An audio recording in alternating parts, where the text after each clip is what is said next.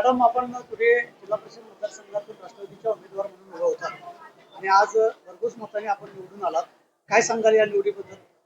या निवडणुकीबद्दल सर्व जनतेला असं सांगेन की तुम्ही जसा आतापर्यंत जसा माझ्यावरती विश्वास ठेवला, हाच विश्वास कायम टिकू देत आणि तुमच्या या विश्वासाला मी पात्र ठरण्यासाठी पूर्ण ताकदीने पूर्ण या आपल्या गावचा किंवा भागाचा विकास करणार आहे. तुमचे पती हंगरणीचे सरपंच म्हणून काम करतात.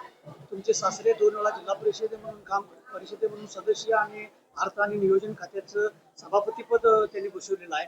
त्यांच्या कार्याचा तुम्हाला या विजयामध्ये कसा फायदा झाला का? नक्कीच, कारण की हे माझे सासरे सभापती आणि माझे मिस्टर सरपंच राहुल गावडे आणि तसेच मी हलकर्णी ग्रामपंचायत सदस्य म्हणून आहे. तर मला ही प्रशासनाची कार्यपद्धती मी जवळून पाहिलेली आहे आणि मी असे प्रयत्न करणार आहे की ही प्रशासनाची कार्यपद्धती ही लोकाभिमुख आणि पारदर्शक व्हायला पाहिजेत आणि मी तसेच करण्याचा प्रयत्न करणार आहे आणि तशी साहजिकच मी तसं करणार आहे. आणि गावडे साहेब म्हटलं तर त्यांच्याकडून मला हे राजकारणाचं म्हणण्यापेक्षा मी हे राजकारण म्हणजे समाजकार्य म्हणून मी ही जबाबदारी स्वीकारलेली आहे आणि ही समाजकार्याचे जबाबदारी स्वीकारताना हे बाळकडून मला त्यांच्याकडून म्हणजे गावडे साहेबांच्याकडून मिळालेलं आहे. तुमच्या विजयाचे खरे शिल्पकार म्हणजे कोणाला तुम्ही सांगता?